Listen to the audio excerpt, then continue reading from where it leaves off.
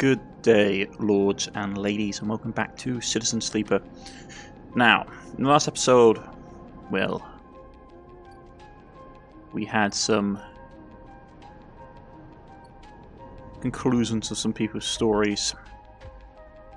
The bounty hunter found their missing friend, and we, well,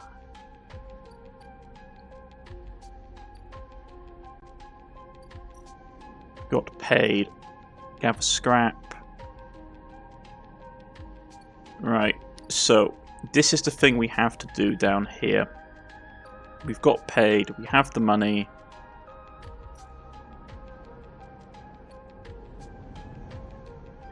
So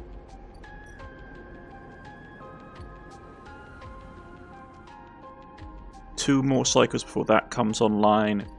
Not a lot we can do there. Okay.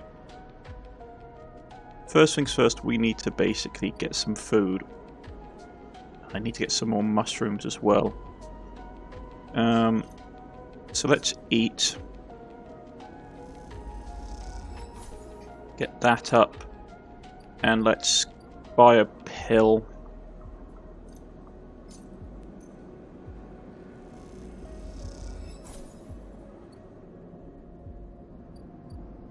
Right. Let's take our medication.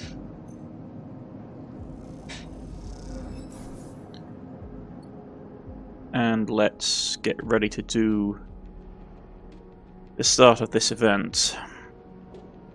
Which is gonna be an absolute monster of a thing.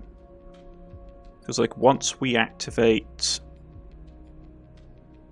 Crack Conway, we only have so much time to do it in. So Greenway. Yeah. Repeatable axe for energy. Going green will basically unlock stuff. Right. Excuse me 1 second, folks. Sorry about that. Right. So we can either do the Greenway.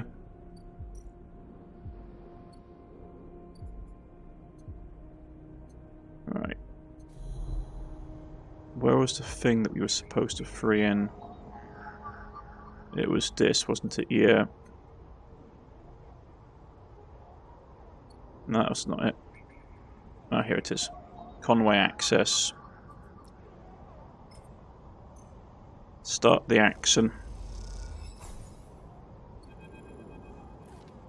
As you slot the worm, a thread jumps up out of the facility. It unspools in front of you, releasing its data like ink in water. Sleeper, Fang's voice cracks through, moving in.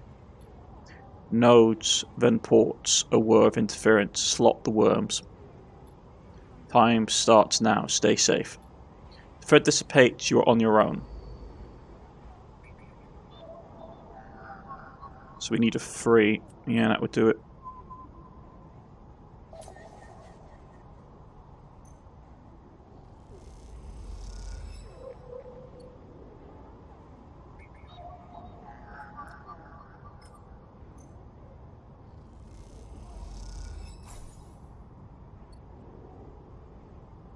Okay, next one is a 4.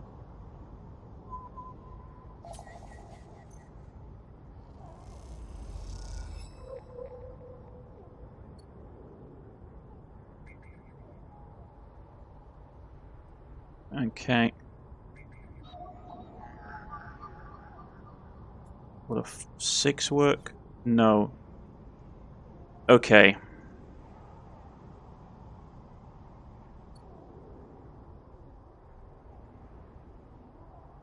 So we can't get any more out of that. That's frustrating. And that's starting to tick. Hyper members. That's going to take us ages. We could do some gathering of scrap in there, which would give us, well, scrap.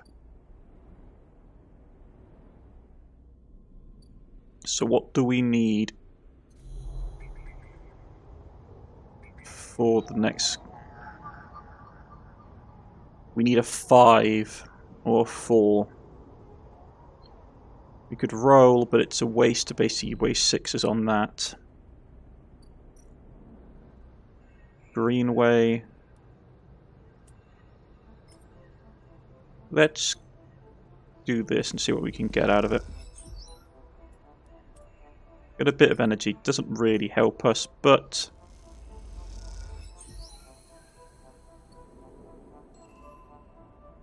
Discovered a new drive. Grow mushrooms.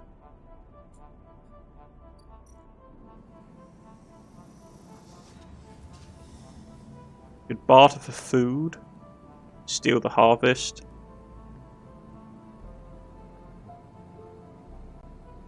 Yeah, let's do that.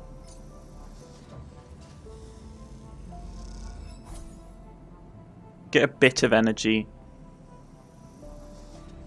That's work for stacks. So get some food out of there. Forage for mushrooms. That's the forage for mushrooms option. Clear overgrowth. Okay. So that's all basically getting the mushrooms up. Grow spores. Glacial caps, yeah. Which we'd need dice for. Okay.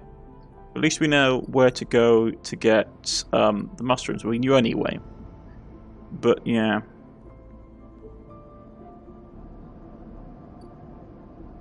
We've got one more cycle. We should get all our dice back this round.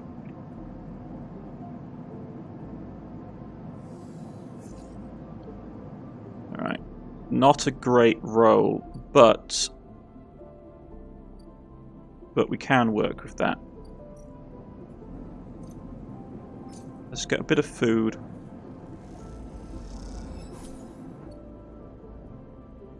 And then we need to get back down here. Actually, wait, isn't it? We have to go on. The problem is when we betray this guy, we're going to be in real trouble, I think. So...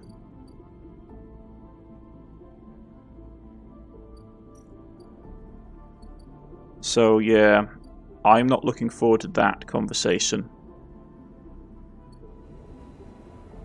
Because I get the feeling once we cross the information broker, we're going to be in for a world of hurt. So we need to basically...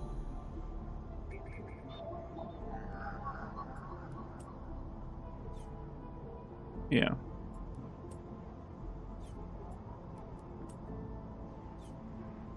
We're going to have to re-roll. None of that works either. Okay, that works.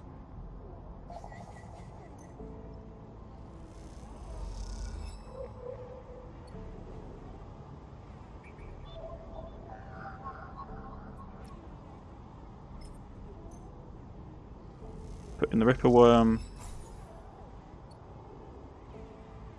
There's so many.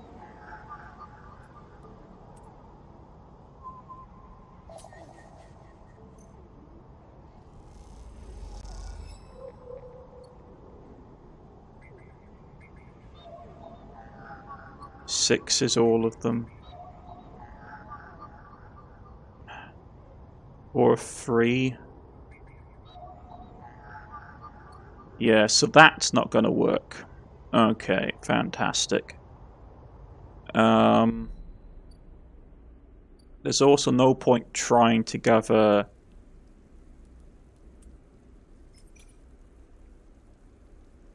Well, let's try...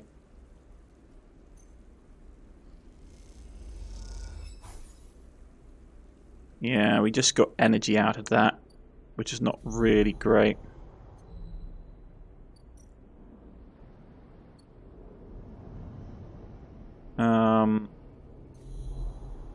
Yataghan.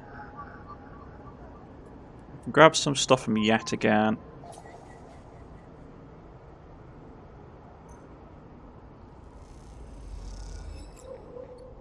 So we got the data from Yatagan, which you can turn into that person's office, caster's table. He wants 5.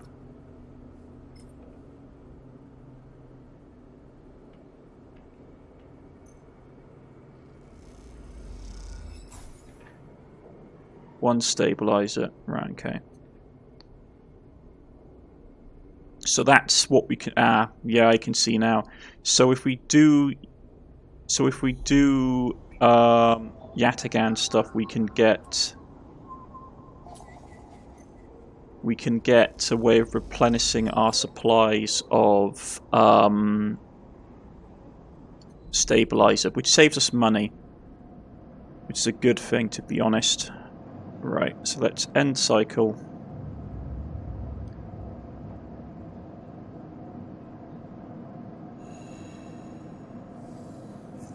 That goes down. Those guys are nearly here, but it's time to get up on the ship and cross our benefactor, which is going to be fun. Lem and Mina. There is a crowd, but you spot Lem and Mina immediately as you enter the docks. They are waiting at the cordon, where Silius security are checking the crew into boarding the ship. Those that manage to get up the hub are crowded near the entrance, but even they know their chances of getting on board has long gone. Lem, you say.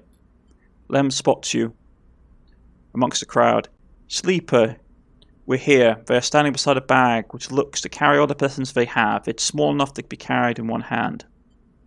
Hey, Mina, you say. Mina is vibrating with excitement. She seems strangely at home in the microgravity, but then you remember that she spent her whole life in space. Hey, robot, she says.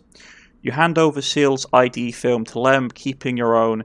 He turns it back and forth in your light. What did your friend even get? How did your friend even get this picture, Sleeper? Looks like my old Conway ID. You look, and the simmering younger Lem stares up at the film, harder and clean cut. I spoke to the guard here. He nods to the white and green clad security officer. They'll be doing orientation and role assignment on board. Sounds like we're going to be working under the core crew. Kind of like an intern. He laughs. What do you think, Meanie? Am I too old to be an intern? Following Lem's lead, you inspect your ID. As you lift the film up to light, you see something strange, something that makes you flinch. The face printed in the film is one you recognize immediately, but it's not you. At least it's not how you look now. You squint at this ghost, confused why you hadn't noticed earlier. There's a picture you remember being taken, a memory that you didn't know you had. You remember signing the forms, the walk to the sleeper's tanks, to cold on the floor. You remember Essen Arp's employee who helped you in, her smile clean and surgical. You freeze in place, thinking of you, but still sleep somewhere in Essen Arp facility. That won't wake up until you are recovered and disposed of. And now you are leaving. Will they ever wake up? Sleeper, Lem interrupts your thoughts. These guys want us to board. You stare at him without thinking, then notice the guard gesturing to both of you to come forward. You all kick off and float over to them, steadying yourselves on the guardrail. You hang back, letting Lem present his ID first. The guard slides it across a white machine, much like the one Caster printed them from. You reflexively rub the puncture mark on your hand, even though there's no trace of it now. It seems to be your destiny as someone else's tool. Lem and Mina wave through. The guard smiles at her excited face. Lem turns back to check you are coming. The guard beckons you closer. Wait. You wait for a moment. You need to wait for a moment. This is all happening too fast, changing too much. There are so many questions you have, so many threads the cat's hold of, and yet here you are, boarding a ship to who knows where, on a journey that will take decades. Reconsider. Is this really what you want? How will you even survive? You suddenly feel dizzy, unsettled. You can make out the concerned looks of Lem's face as you hold back. The guard gestures at you. Mina's eyes looking back at you are so bright in the starlight. But the thing is, if we go with them, as lovely as these characters are, we'll basically be betraying their trust because we'll be informing on them to the information broker and putting them at risk.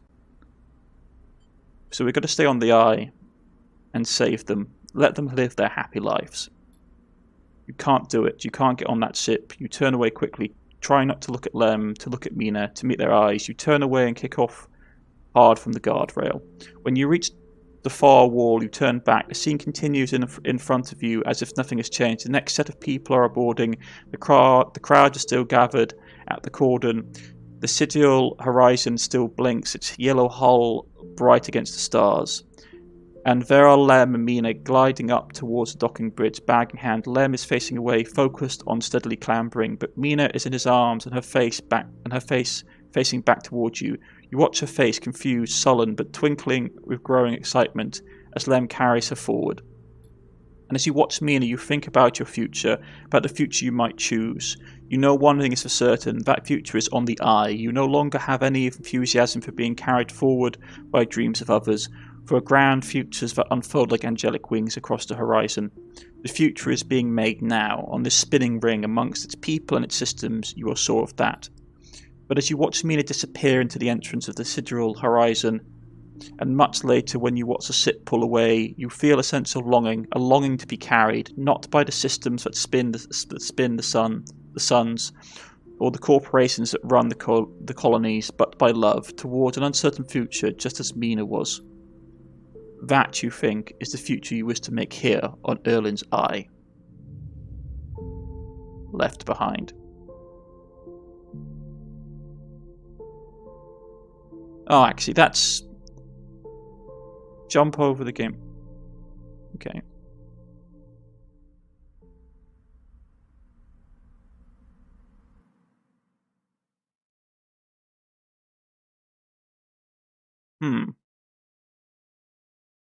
Okay, that's not what I was expecting. I thought that we would get... if I'm being honest, I thought what we basically... Oh yeah, okay, no, we're back. A strange choice. Caster stands beside you at the railing, watching the pinpricks of light from the sidereal horizon drives disappear. But perhaps not unexpected, you turn to look at Caster, and Caster is beaming at you with unsettling warmth. Are you angry? You say. About what? He squeezes your soda. I only wish for you to exercise that strong drive of yours. If it happens to align with my own, then that is pleasing to me. But if it does not, I cannot punish you.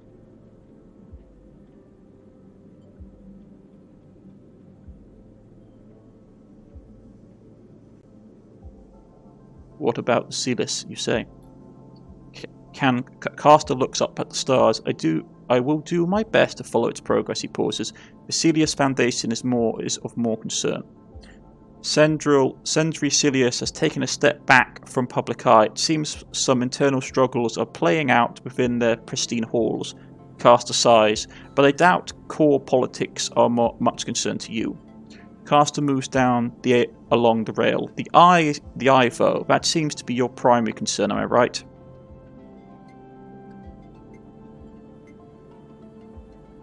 I still have unfinished business, you say. You pat you on the back. Don't we all? It is the nature of life to leave things unfinished. I have many projects that I have more projects that I can count, so many games still to be played and things to learn. May your future cycles be as fruitful as my own. Caster turns and starts to clunk away in his mag boots. I will keep an eye on you, if you don't mind, Sleeper. He waves as he walks. My curiosity remains piqued. Once he leaves, you stay a little longer at the rail, watching the stars. Imagining the look on Mina's face when she sees Celius 1 for the first time.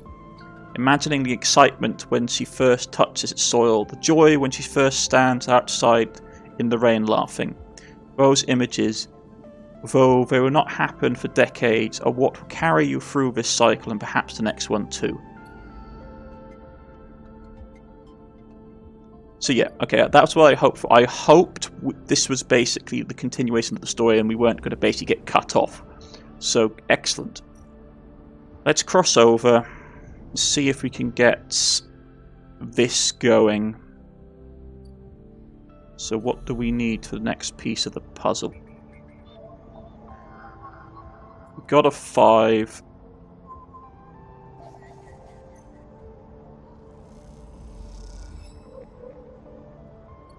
And then we've got the last one here. I think this was a 6, right? Yeah.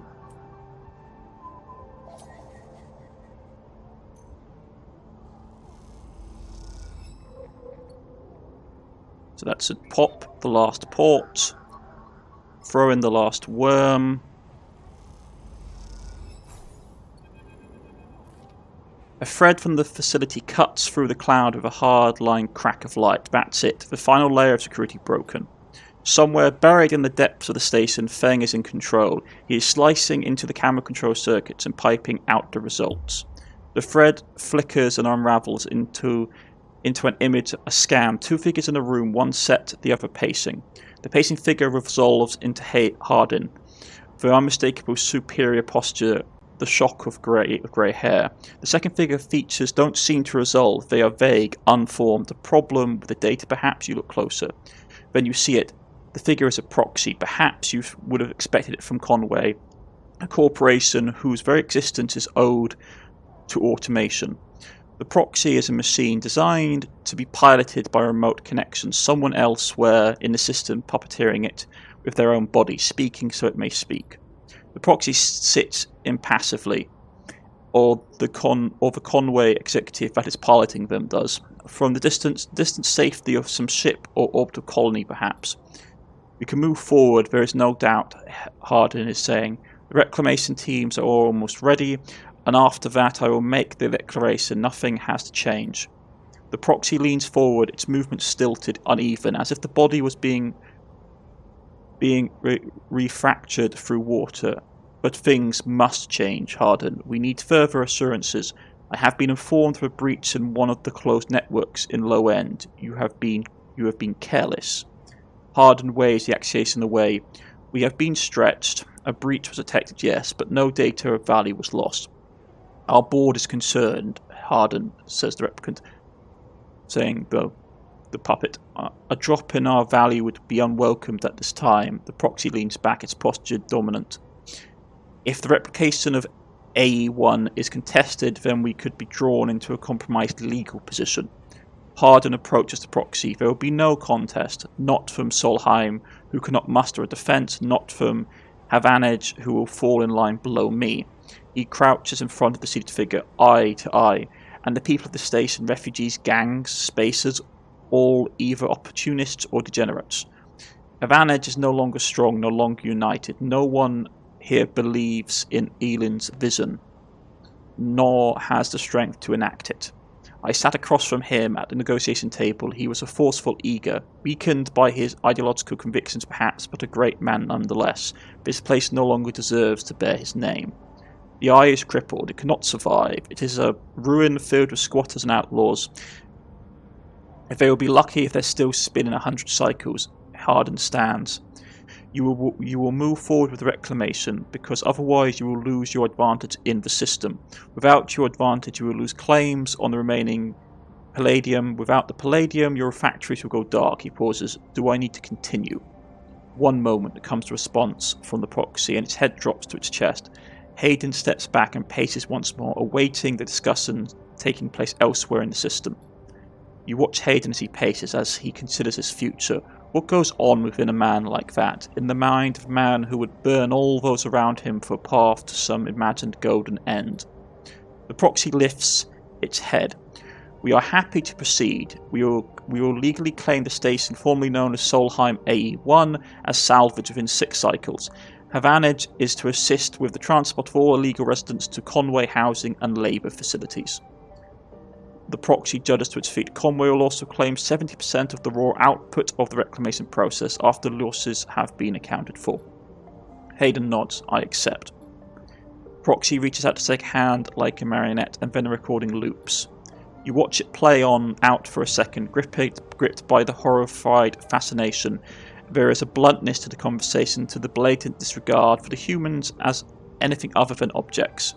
Things to be moved, to be used, to be fed into the structure, crust and losses accounted for in the cells of tables, the margins of ledgers. You realise now that you are no different than anyone else on his station in the eyes of the people in that room, and those like them. Each body here can be recast as a piece of property, a tool, an expense, an acceptable loss. In one moment they can be named a citizen, celebrated, protected, and another, the very idea of citizenship can be used against them. That is what it means to live in a proximity to a system like this.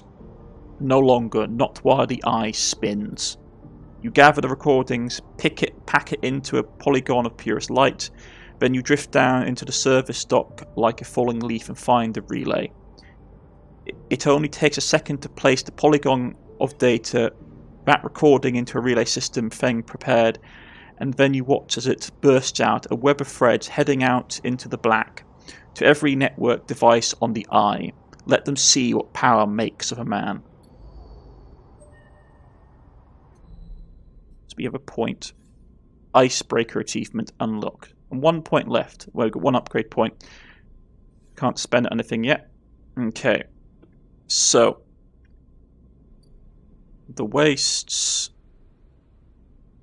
Where are we?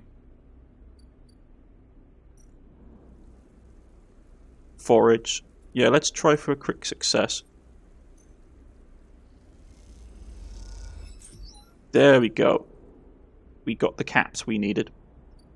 Or we got the mushroom caps we need. Let's cross the rim.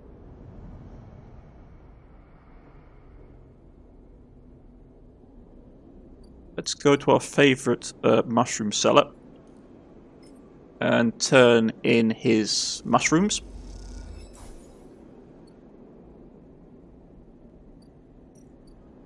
So it's going to take him 4 cycles to come online. Okay. With that being known, what are we going to do next? That is the question. Because that's going to take 2 cycles to work. They're not there yet. Paying off his debt is a pain.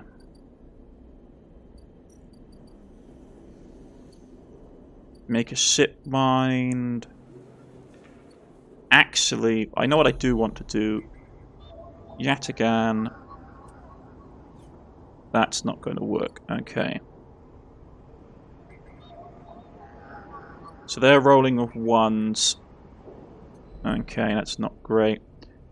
I want to make some money. The exchange would do it. 100% chance. Get a little bit of money.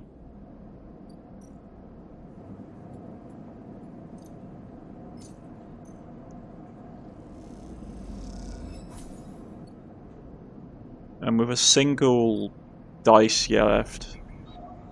Advantage. Yeah, we can do it there. Get a data tap on them.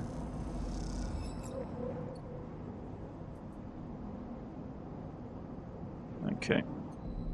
But we need to sort of get this sorted, because we are getting a wee bit close for the margins for my liking.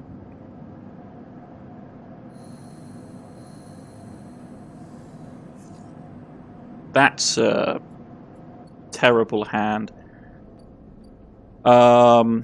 You being here, though, we could use you to get some stuff. But one thing I will do is I want to get some more Yatagan information. Extracting Yatagan stuff is relatively straightforward.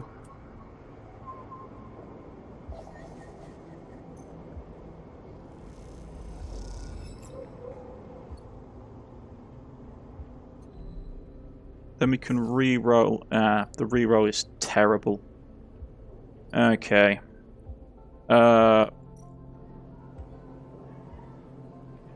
He doesn't want any more of that. He wants some more of that stuff. Okay.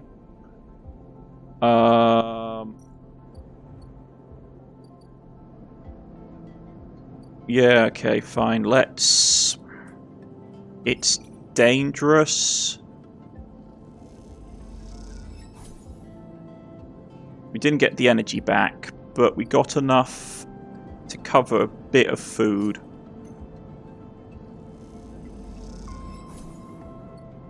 Okay. That stuff is coming on. His thing is ticking over.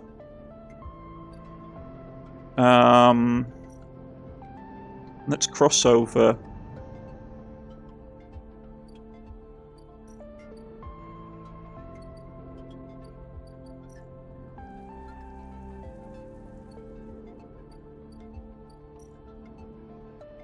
All these are going to take time to come online. Which is not great.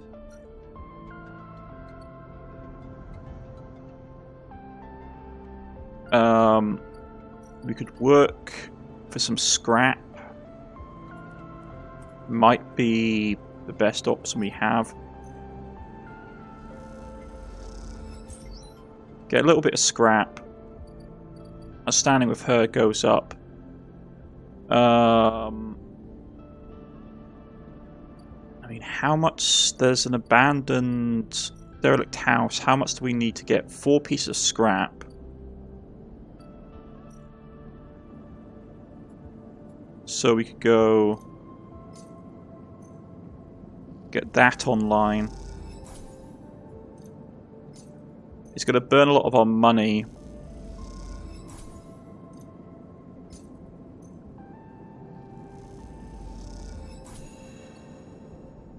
Oh man, we got like just ship mines.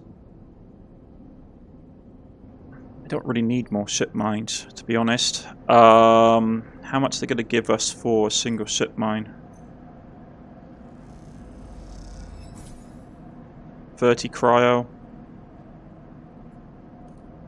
I mean, it makes up...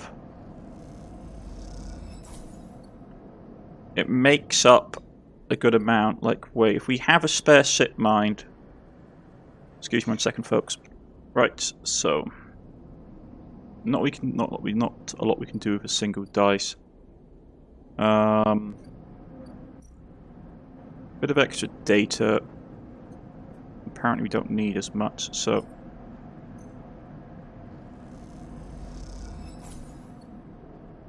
Yeah, let's just rest for now. But that's ticking up, so we need to basically close... Get our tracker off of us.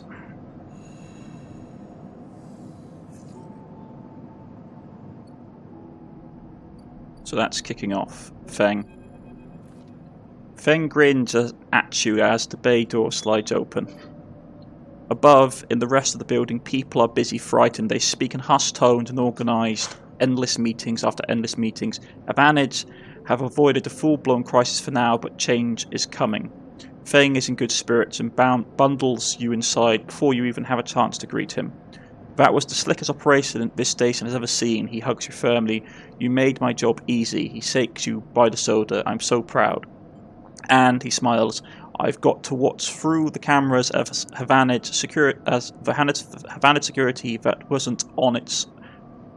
And he smiles. I got to watch through the cameras as the Havanid security that wasn't in on it assaulted the station.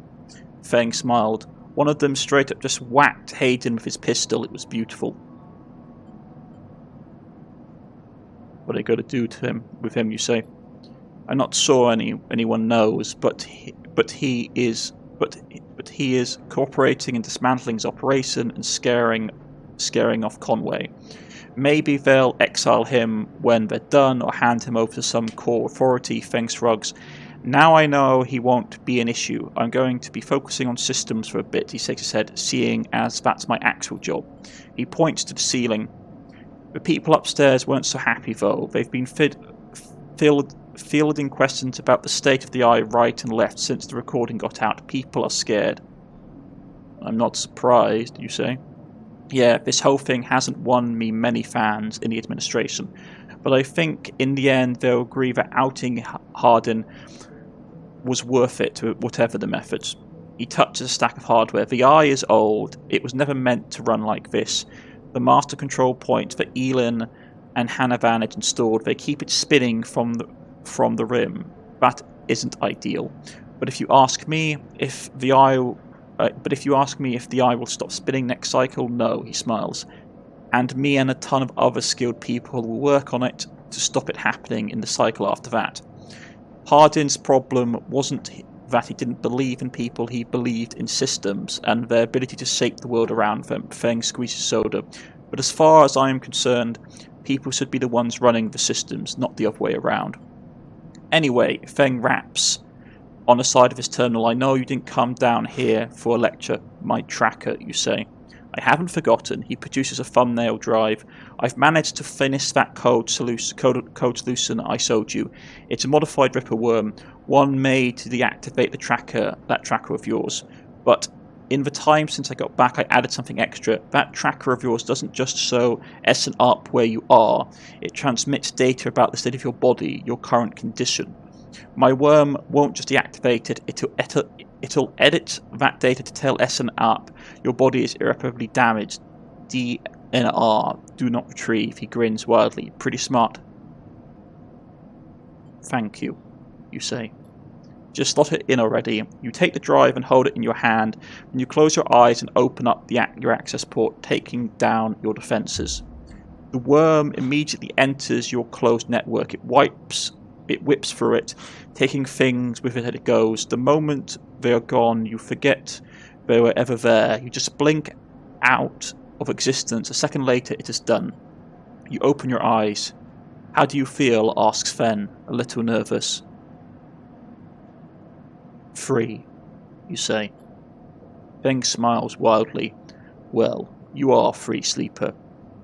He claps you on the shoulder. Feng lets the word free hang in the air a little before he continues.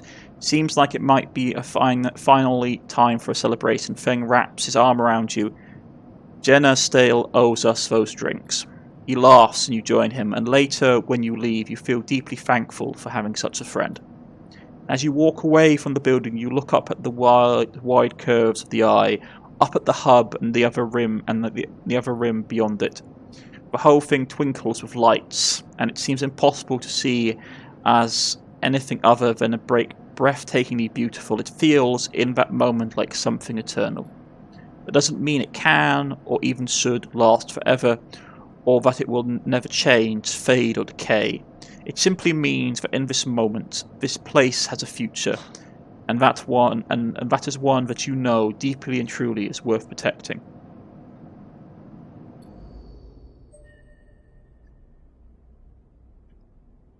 So, we've got our tracker deactivated. You haven't finished with cycle complete active scenes to proceed. Okay, so that's been deactivated, thankfully. We've got another point online, so we can keep 2 dice even when conditions are breaking. Don't really care about that. Chance to gain energy after engage action, maybe. All cryo actions are discounted by 20%. That'd be good. Get higher dice rolls, maybe. That's probably what we want to really aim for. Or we can just straight up start engaging to get this. Because the discounting, 20% off prices would be pretty good for stuff like if we have to buy materials. These are pluses, which are still really nice. But even so, I might decide to try and grab this to get the discount. We still need scrap. Ethan. The compressor is almost empty when you enter. A couple of scattered patrons in the booth and a lone bartender. The bartender recognizes you immediately when you arrive and nods. You return with greeting. You know already that you won't find Ethan here, but you had to be sure. With your tracker reporting you dead, he wouldn't have stuck around. You look at the empty stool, his empty stool, and you smile. You can imagine him on it when he slate chips, letting him know that the target he was tracking is dead. You can imagine the screaming and the swearing too. Is that all you were to Ethan, another target, or was there something else going on? It seems like a foolish question to ask now, when he has fled the station, but it bothers you anyway. You take one last look and walk out. You doubt you'll ever come back to this place or the memories it holds. You walk back out into the lights of the bright market and allow yourself a smile. So this is what Feng meant when you said you were free. You could get used to this. Yeah, well, I never liked Ethan anyway. So, this is a good place to end, folks. We've still got some other things to tick over. I want to continue pushing the story along. So, we'll see what happens next. And we still have the issue with the intelligence on top of the station to find out. I've been Cornish-knight. This has been Citizen Sleep, and I shall see you all again next time. Goodbye.